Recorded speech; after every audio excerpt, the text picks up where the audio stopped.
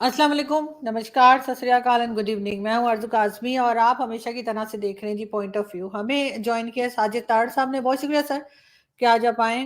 My pleasure. Sir, thank बहुत सारी आज आपसे न्यूज़ शेयर करनी है जो ऑलरेडी आप जानते होंगे। एक तो परवेज़ मुशर्रफ साहब की जो डेथ हुई है उसके ऊपर भी बात करेंगे। सुबह से ये खबर जो है वो चल रही है कि दुबई में उनका इंतकाल हुआ है और एक अजीब सी शख्सियत उनकी रही है, बहुत कंट्रोवर्शियल भी रहे हैं बहुत सी चीज़ों में, चाहे वो कारगिल वॉर हो या बलूचिस्तान में जो जिस तरह से अटैक हुआ था उसके ऊपर उन्हें क्रिटिसाइज भी किया गया, लेकिन लाल मस्जिद के लिए अप्रिशिएट भी किया गया। तो सबसे पहले हम उन पे ही चलते हैं, फिर आगे इमरान खान और बाकी चीजें भी हम डिस्कस करेंगे। लेकिन सबसे पहले आप से मैं पूछना चाहूंगी कि किस तरह देखते हैं आप परवेज मुशर्रफ साहब को? मैं आरजू परवेज मुशर्रफ साहब को एज ए बहसीत student of political science discuss करूंगा। और जिस तरीके से वो आए, जिन सर्कमस्टांसेस में आए, जब एक यहाँ जिस तरीके से त्यारे के अंदर ही उनको रोक दिया गया, सारी चीजें। सबसे पहले तो मैं ये बताना चाहूंगा कि पॉलिटिकल साइंस क्या कहती है डेवलपिंग कंट्रीज के लिए, जहां जहां तालीम ना हो, बिल्कुल ना हो तालीम, और लोगों का हजूम हो जो इतने करप्ट हो, जिनके हालात, जिनको समझ ही ना हो कि हमने क्या करना है। दिमाग के ऊपर उनको, मेरा मतलब इस तरीके से मजहब की तरफ उनको, वो लोग उस जिहाद की तरफ धकेल रहे हैं जिनके अपने बच्चे लंदन में पढ़ रहे हैं। आज के सर्कमस्टांसेस में मुझे देखें तो परवेज मुशर्रफ आपको मैं समझता हूं फरिश्ता नजर आता है। आज आपके पास ना मुआशियत है, ना सुकून है, दहशत गर्दी ऊपर चक्कर लगा रही है, लॉ एंड ऑर्डर, अदालतों की समझ, हर चीज को चैलेंज किया जाता है अदालत में, और अदालतें सियासी फैसले कर रही हैं। और आज आप देखें, आपकी फिर आप बिल्कुल सारा वो कहते चक्कर लगा के 100 मील का फिर उसी जगह पे आ गए हैं जहां परवेज मुशर्रफ ने जगह छोड़ी थी। मुझे अभी याद है, आज से साल पहले एक दफा मैंने एक किसी प्रोग्राम में मैंने कहा था कि परवेज मुशर्रफ मेरा हीरो है। मुझे अभी याद है वाकया, जब सेठ साहब ने, एक जज थे सेठ साहब ने, उन्होंने कहा था कि इसको फांसी लगा दो डी चौक में और इसकी लाश को लटकते वहां छोड़ दो। तो मैंने कहा था ज्यादती की है इन्होंने, क्योंकि मैं सेठ साहब, उन जज साहब के बैकग्राउंड से भी वाकिफ था। तो मैंने कहा था कि Pervez Musharraf is my hero. तो इतना लोगों ने उस पर एतराज किया कि तुम बहसीते एक वकील, एक student of political science, how dare you do that, how dare you say that. मुझसे डिस्कशन करें, चैलेंज करें, आर्गूमेंट करें मेरे साथ। आज 3 लोग इस वक्त जो सामने फिर रहे हैं वो कौन हैं? वो मार्शल लॉ की पैदावारें हैं वो सारे। वो तीनों के तीनों जो हैं वो पैदा जीएचक्यू में हुए हैं, इंक्लूडिंग मिस्टर हैंडसम। ये जो आज आप नरेटिव लेके फिर रहे हैं, एंटी एस्टेब्लिशमेंट और जर्नलों के नाम ले लेके जो आप ट्वीटें करते हैं, जो आप हैशटैग चलाते हैं, कुछ शर्म करें आप। जिन 3 लोगों के पीछे आप फिर रहे हैं, तीनों फौजियों की पैदावार। और आज मैं फिर अगले दिन मैंने ट्वीट किया है, मुझसे वो भी मैं कहता हूं वो आर्गूमेंट करे। मैंने अगले दिन ट्वीट किया कि पाकिस्तान का वाहिद हल एक स्ट्रिक्ट मार्शल लॉ है। मैं बल्कि अगली बात मैं भूल गया था कि developing country, third world countries के लिए जरूरी होता है कि अगर जो डिक्टेटर हो वो मुल्क के साथ सिंसियर हो, कौमें तब तरक्की करती। अब ये आपकी किस्मत है कि आने वाला खुशकिस्मत होता है या नहीं होता, वो क्या करता है। अब मैं आज अगले दिन जो मैंने ट्वीट की, जिसके ऊपर बड़े ये लौंडे लपाड़े मेरे पीछे पड़े हैं कि अमेरिका में बैठे हो और भाई उधर मार्शल लॉ लगवा लो, ये कर लो, और तुमने ये क्या। भाई यार मेरी बात सुनो, कुछ अकल के नाखन लो। $85 बिलियन का जो असला छोड़ के गए तो पेशावर पहुंच गया वो, और पेशावर से इस्लामाबाद 2 घंटे 33 मिनट का टाइम है, 180 किलोमीटर है। और जो तुम ये सारे ट्विटर लेके फिर रहे हो, टिकटॉक फिर रहे हो, तुम्हारे डीएनए में फाइटिंग नहीं है। ये अपनी हिस्ट्री पढ़ो, 10 रुपए खर्चो तो अच्छी सी किताब हिस्ट्री के लेके पढ़ लो कि तुम हो कौन। तुम ये जो तालिबान के तुमने जश्न बनाए थे इस्लामाबाद के अंदर, जो झंडे लगाए थे, ये हजारों साल तुम्हारे ऊपर रूल करके गए थे। चंद 100 आए थे खोतों पे बैठ के, ये गधों पे, ये गधों पे बैठ के आए थे, हजारों साल तुम्हारे ऊपर हुकूमत करके। चंद गोरे आए थे शिपों में, कितने आ जा रहे थे भाई शिपों में, हजारों साल वो तुम्हारे ऊपर हुकूमत करके गए। ये ट्वीट करने से पहले, किसी को क्रिटिसाइज करने से पहले, 2 चीजें अपने डीएनए के बारे में पढ़ा करो कि तुम्हारे डीएनए में है क्या। और मैं दूसरा उसमें मैं ये कहूंगा, बल्कि बदकिस्मती यही होती है, मैं हमेशा यही कहता हूं, आज जो मैं कह रहा हूं मार्शल लॉ हो, तो मैं वाकई कहता हूं मार्शल लॉ होना चाहिए, लेकिन मार्शल लॉ लगाने वाले भी तो पाकिस्तानी होंगे ना भाई। वो कौन से फ्रेंच होंगे? वो कौन सा फ्रेंच होंगे? मैं सिर्फ एक मिसाल देना चाहता हूं, सिर्फ एक मिसाल देना चाहता हूं। ये आज रो रहे हैं, जो सारे बैठ बैठ के रो रहे हैं हमारे साथ जुल्म हो रहा है, और मोहसिन बेग को भूल गए थे भाई तुम, राना सनाउल्लाह को भूल गए जो उसके साथ किया था। अब मैं करप्शन की स्टोरी बताना चाहता हूं। वजीर आला का एक सेक्रेटरी है, 90 करोड़ उसका एक वादा माफ गुआ बन चुका है, 90 करोड़ रुपए की करप्शन के चार्जेस उसको। ये जो मजहबी कल्ट बन चुका है इस वक्त, जो पीछे लगे हुए हैं एक अमीरुल मोमिनीन के, इनको वो पूछना चाहिए, ये मुबैना तौर पर जो चार्जेस लगे हैं उनको देखें कि वो आगे कहां जाते हैं। और चले छोड़ें, उनको क्या देखना है, मुल्क बैंक्रप्सी के सर पे क्यों बैठा हुआ है? 9 अरब रुपया तो हमारे मिस्टर हैंडसम ने लिया था, 417 अरब रुपया जो था वो तो लिया, इन्होंने दहशतगर्दी के खिलाफ लिया था। आज उनके पास ना कैमरा ना कुछ भी नहीं पड़ा हुआ।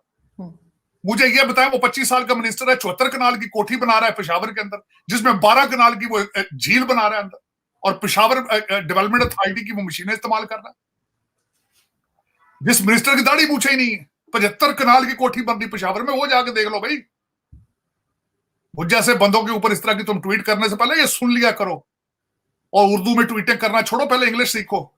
ये तुम्हारे अमीरुल मोमिनीन के बच्चे लंदन में पढ़ रहे हैं, तुम्हें कहता है जिहाद करो। मैंने कल एक और ट्वीट की है, वो भी पढ़ लेना अगर किसी को एतराज है तो।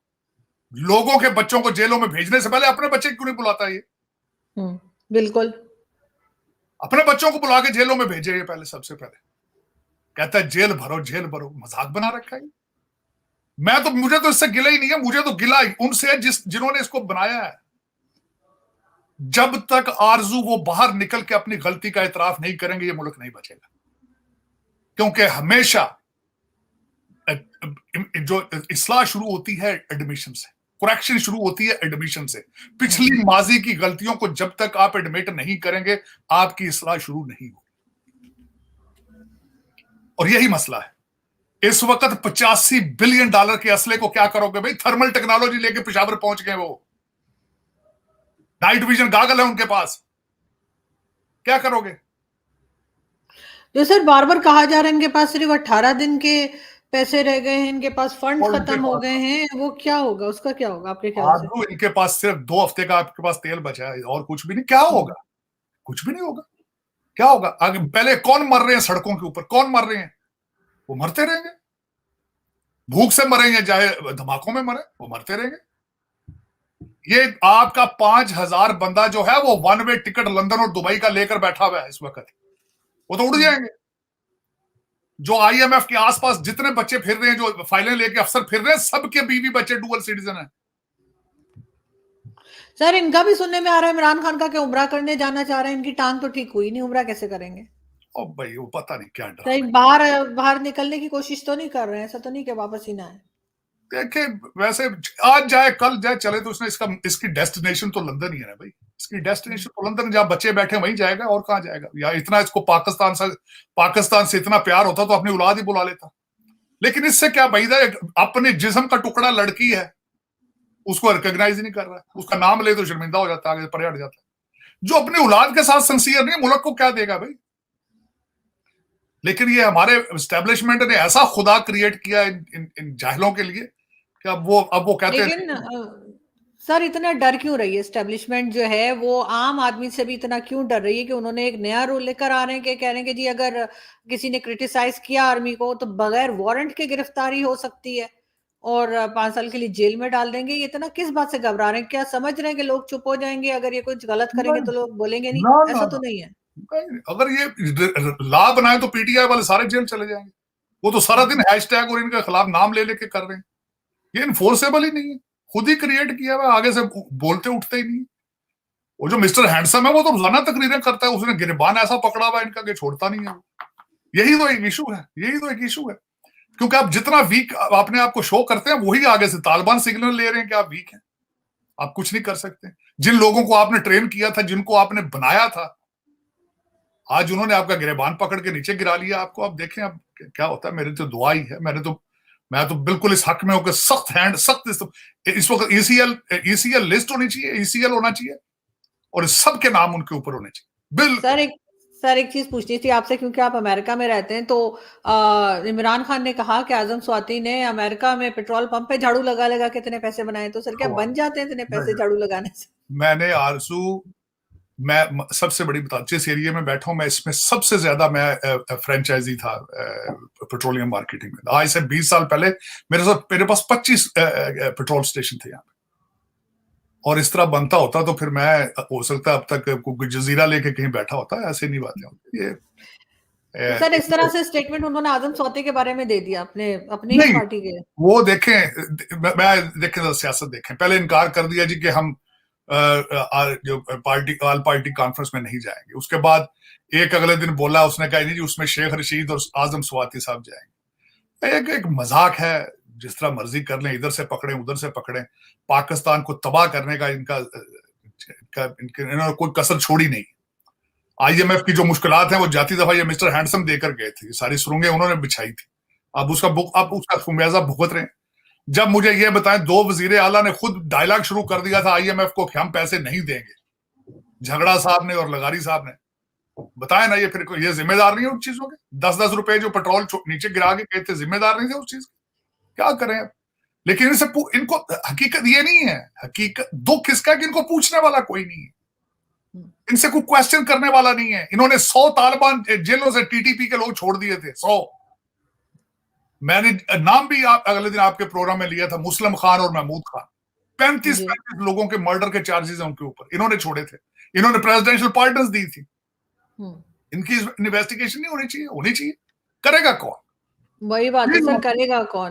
करेगा तो कौन? मसला तो यही है, आपका इस वक्त ना कोई अदालत है, ना कोई इदारा है, ना कोई रोक रहा है, फ्री फॉल पे चल रहा है। लोग, मैं हैरान हूं, चार्जेस जो उनके ऊपर है अरबों के डाकों के, अरबों के डाके। 6 करोड़, मैं कहता हूं मिस्टर हैंडसम से पूछे आपने 2019 में $6 बिलियन लिया था आईएमएफ से, वो किधर है? वो पूछे इनसे जरा। मगर सर ये तो अच्छा है ना कि आईएमएफ ने शर्त लगाई है कि सबके जो एसेट्स हैं इनके एम्प्लॉयज के, गवर्नमेंट एम्प्लॉयज के, वो पब्लिक हो, तो काफी कुछ पता लग जाएगा। नहीं, वो इन्होंने क्या, इनके एसेट्स दिखाने वाले भी इनके अपने। दर हकीकत मैंने आपके जो लोग हैं ना, आपके डीएनए वाले, ये ऑक्सफोर्ड और हार्वर्ड से सीखते सिर्फ यही है कि 2 नंबरी किस तरह करनी है, वरना आप भी तरक्की कर जाते हैं ना भारत की तरह। लेकिन आप 2 नंबरियां सीखते हैं हार्वर्ड और ऑक्सफोर्ड में आके, तो फिर क्या करें? बड़ी सफाई के साथ देखे ना। अब मुझे ये बताएं, मैं छोटा सा क्वेश्चन आपसे करूं। पीटीआई भी चपड़ासियों के नाम पे, अपने मुलाजमों के नाम पे बाहर से पैसे मंगाते रहे। अपने हमारे शरीफ फैमिली जो है मनी लॉन्ड्रिंग में, वो भी चपड़ासियों के नाम आता रहा है, उनकी शुगर मिलों के मुलाजिम के जो मुना सलाई की अगले दिन उसके भी सारे चपड़ासी। किस तरीके से देखें ना, कितने आप इनोवेटिव हैं। अगर यही एनर्जी, यही कम्युनिटी आप पॉजिटिव तरीके से इस्तेमाल करें, तो आप अभी तक आप फर्स्ट वर्ल्ड बन जाना था, आप तो चांद पे चला जाना था अभी तक आपने। लेकिन आप हर काम करेंगे 2 नंबर वाली साइड। ये डीएनए का कसूर है, आपका कसूर नहीं, डीएनए का कसूर। आप बेचने के लिए, असल दर हकीकत ये जो पंजाबी, क्योंकि मैं भी पंजाबी हूं, हम चीजें बेचने के लिए, सेल्समैन अच्छे हैं, बेचते बड़ी अच्छी, दे भी सस्ती चीजें देते हैं, कोई एक मांगे 2 फ्री दे देते हैं साथ। लेकिन ये कि हम बेचने में मशहूर है। This is what our DNA is. We are not a fighters, we are not good people. हम सिर्फ बेचने में बड़े मशहूर है, तो वो बेच रहे हैं बिल्कुल। लेकिन सर बेचने से मुझे याद आया कि हम बहुत चीजें हम चाइना को बेच चुके हैं, और अभी चाइना के बारे में एक न्यूज बड़ी आजकल चल रही है उनके बलून को लेकर, और हाँ, उसमें अमेरिका का भी नाम आ रहा है। वो क्या है सर? देखें वो बलून तो देखें, अब अमेरिका जब डिक्लाइन में जाएगा तो यही होगा।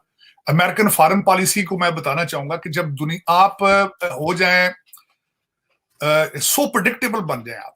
इस वक्त जो हमारे जो बाइडेन एडमिनिस्ट्रेशन है, वो तो बेचारा बहुत बूढ़ा हो चुका है, उसको तो पता नहीं बोलना क्या। वो हेलीकॉप्टर से उतरता है, उसको बताना पड़ता है दरवाजा उधर है यार, उसकी हालत ये। हर स्पीच के बाद उसको वो पकड़ के कहते हैं मियाँ जी इधर से आओ, बाबा जी इधर से आए। इस वक्त हुकूमत चला रहे हैं ओबामा साहब, पुतिन केजीबी का और बड़ा नेशनलिस्ट रशियन है।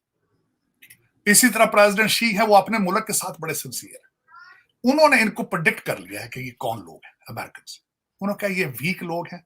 जिस तरीके से ये $85 बिलियन का असला छोड़ के अपने बच्चों की लाशें उठा के भागे अफगानिस्तान से, वो उन्होंने प्रेडिक्ट कर, कैलकुलेट कर रखा है उन्होंने।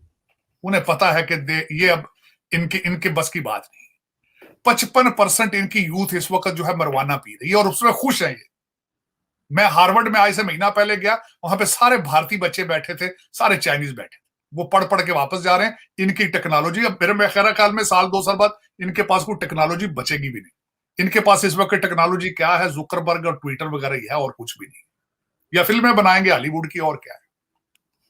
अब दर हकीकत ये है, जरा देखें, वो 8 दिन हो गए उस बलून को उड़े हुए, अमेरिका में घुसे हुए उसको 5 दिन हो गए। बिलिंग्स मोंटाना के अंदर सिविलियन नीचे से उसको देख रहे हैं। कौम को ये कह रहे हैं 60,000 फुट की बुलंदी पर था वो, 40,000 फुट की बुलंदी पे, और 36-37,000 की बुलंदी के ऊपर आपका कमर्शियल जेट लाइनर उड़ता है। नीचे से सिविलियन देख रहे हैं भाई, वो बलून है ऊपर। मजे की बात है कि नीचे से अमेरिकन अपनी बंदूकों के साथ गोलियां मार रहे हैं उसको, हालांकि वो बहुत ऊपर था वो। अमेरिका के हालात ये हैं, चाइनीज और रशियन कैलकुलेट कर चुके हैं कि दे आर ओवर। जिस दिन अफगानिस्तान से ये लाशें उठा के भागे थे, तो उस वक्त पूरी दुनिया ने फैसला कर लिया था कि they are no longer super power. ये अब आप ये 2 चीजें इससे आती बलून से, या तो वो स्पाई कर रहे थे वाकई, साथ उसके दूसरा काम ये कर रहे थे, वो टेस्ट कर रहे थे कि ये किस काबिल है। नुकसान इनको क्या हुआ है वो मैं बताता हूं।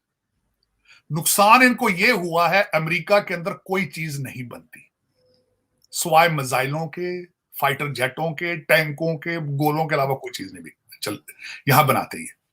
अमेरिका की economy is called the military industrial complex. जब उनके ऊपर बलून उड़ रहे हैं दुश्मन के, कोई इनके मिसाइल लेगा इनसे? सोचने वाली बात है। और मिसाइल कहते हैं कि वेदर चेक कर रहा है, वेदर वो चेक कर रहा है वहां पे जहां पे इंटरकॉन्टिनेंटल न्यूक्लियर मिसाइल नीचे लगे हुए, उस फैसिलिटी के ऊपर खड़ा बलून आके। तो जो खुद इतने कमजोर हो चुके हैं, उनके पटाखे कौन लेगा भाई? सऊदी तो चले गए चाइनीज कैंप में पहले ही, रशिया के कैंप में जा चुके हैं। यूक्रेन स्वाय इनके सिर्फ लालच, उनको ये कहते हैं डॉलर दे दो, ये डॉलर देते हैं, और यूक्रेन वाले डॉलर सारे दुबई और इंग्लैंड लेके जा रहे हैं, वो तो करप्ट 3 नेशन है वो तो। ये जो उनको मिसाइल टेक्नोलॉजी दे रहे हैं, बल्कि उन्होंने अगले दिन पाकिस्तान से भी लेके दिए उनको पटाखे। उन्होंने भी जो एक्सपायर को पटाखे पड़े हुए थे, वो भी उन्होंने देख लिया, वो एक ब्रिटिश जहाज आता रहा वहां से, वो ले लेके पटाखे जाता रहा, इनको देता रहा, वो देख रहे हैं सारा कुछ। मजे की बात है, वो जहाजों के नंबर इनको इतना नहीं पता, वो फ्लाइट नंबर सारा चल रहा, गूगल में चल रही होती है हर चीजें, जहाज रोजाना एक इंग्लैंड से आ रहा है, पटाखे लेके जा रहा है। वो पटाखे भी सारे ब्लैक मार्केट में बिकेंगे, देखिएगा आप, क्योंकि यूक्रेनियन बहुत करप्ट कौम है। वो ये बेचेंगे सारे ये अरबों को बेचेंगे, वो जो पटाखे ब्लैक मार्केट में, ये पठान भाई भी लेंगे वो सारे कुछ। लेकिन ये देखें, अमेरिका की एक, मैं समझता हूं कि इनको 250 साल लगते हैं सुपर पावर को गिरने में, तो इनके मेरे ख्याल 250 साल हो चुके हैं। अब ये नशा ही करेंगे बस, इसके अलावा और कुछ नहीं करेंगे। सोशल सर्विसेज में बताना चाहता हूं कि क्या कर रहे हैं, दो जो सबसे ज्यादा खतरनाक इनके अंदर हो चुका है। आरजू 2 आइडियाज हैं, कहते हैं वर्क फ्रॉम होम, कहते हैं घर बैठ के काम करो। इसका मतलब ये काम ना करो, घर में बैठ के काम होता हो तो फिर सारी दुनिया ही कर ले। अब दफ्तर बंद कर दिए। जिस स्टेट में मैं यहां बैठा हूं, वो क्या कह रही है, वहां पे बिल पेश हो चुका है कि वीकडे 4 डेज का होना चाहिए, 4 दिन काम करें।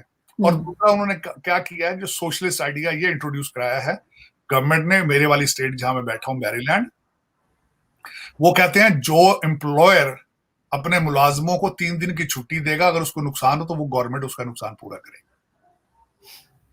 कर बैठे तरक्की बस। ये अजीब सी बात है सर, वरना तो यही सुनते थे कि वहां पे लोग बहुत ज्यादा, चाहे अमेरिका हो या यूरोप, वहां के लोग काम बहुत ज्यादा करते हैं, तो एशियंस को कहा जाता है कि एशियंस बचे होते हैं काम से। अब माजी में मुझे बिल्कुल याद आती है बात नेपोलियन बोनापार्ट की। उसने कहा था चाइनीज को ना जगाओ, इनको अफीम ही खाने दो, ये उठ गए तो बड़े बुरे तरीके से मारेंगे। वो देखो 30 साल में इनकी 400 साल की हिस्ट्री को बराबर कर दिया उन्होंने।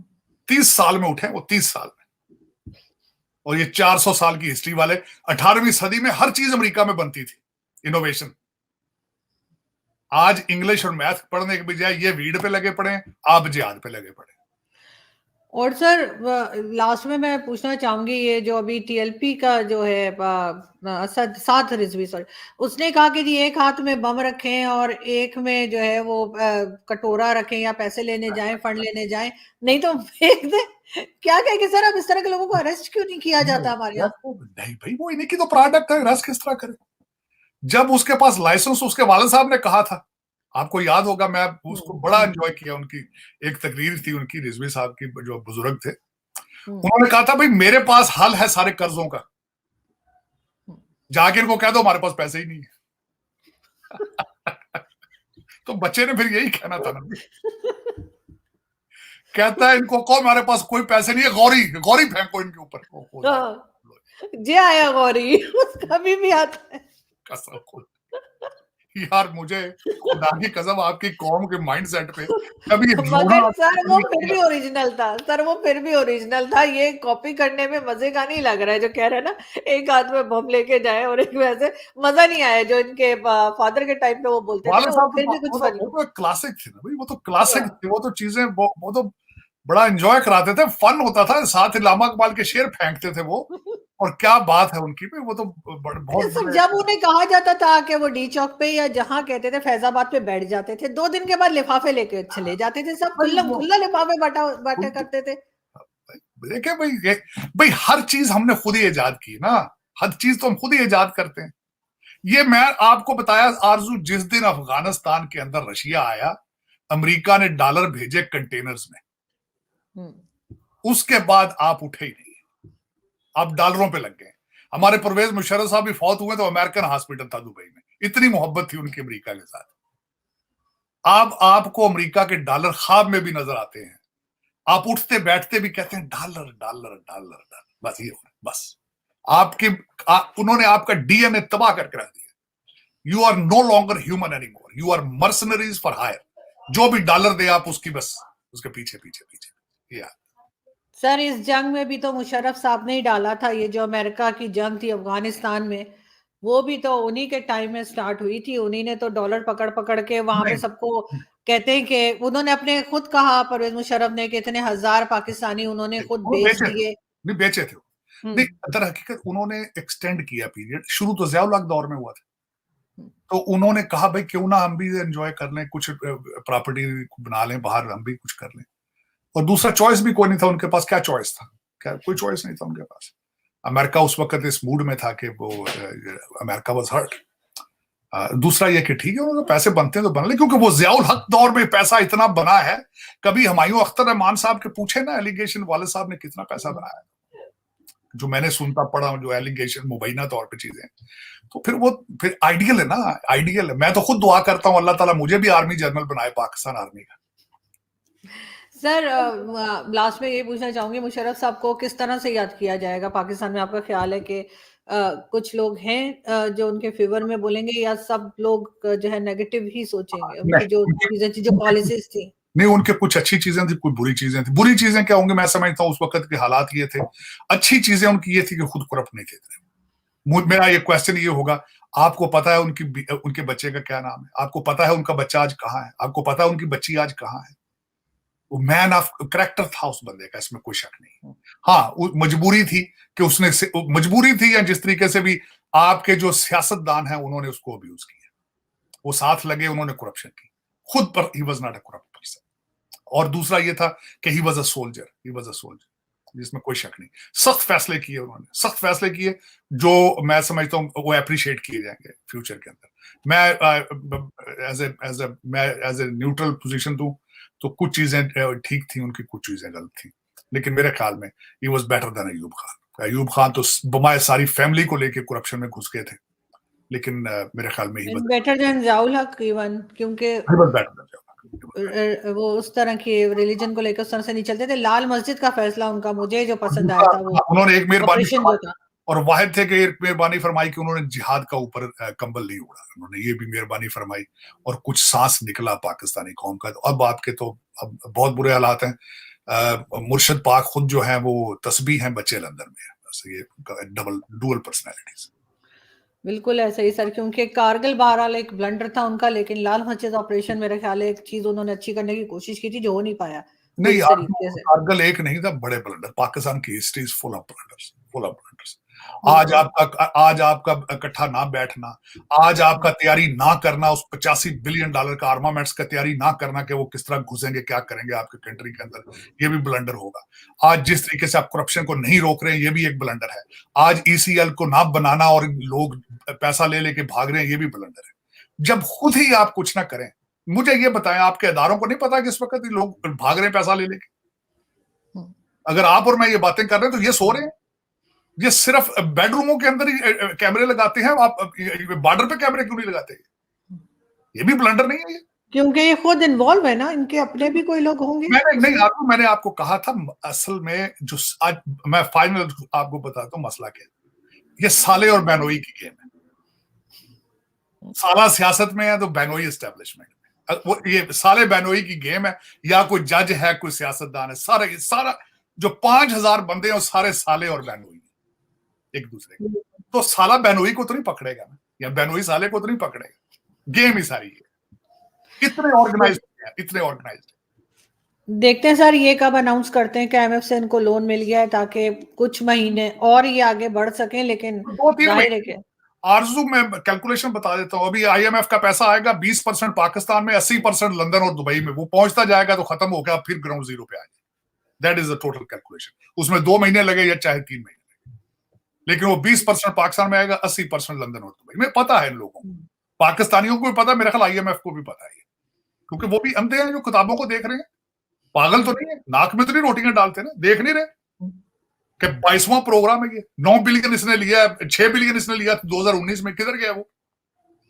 अंधे तो नहीं। सर ये तो वही करेंगे, इधर से पकड़ेंगे उधर देंगे, उधर से लेंगे उधर देंगे, तो वही चलाते रहते हैं। इसकी टोपी उसके सर वाली बात करते हैं। ये तो बस ये दुआ करें कि ये 5000 लोग इतना लूट के ये परमानेंट चले जाएं, लंदन और टोरंटो चले जाएं, तो शायद आपकी किस्मत बच जाए। लेकिन पीछे से 10,000 और पैदा हो जाएंगे, जिस तरह शरीफ फैमिली के बच्चे पैदा हो रहे हैं आगे।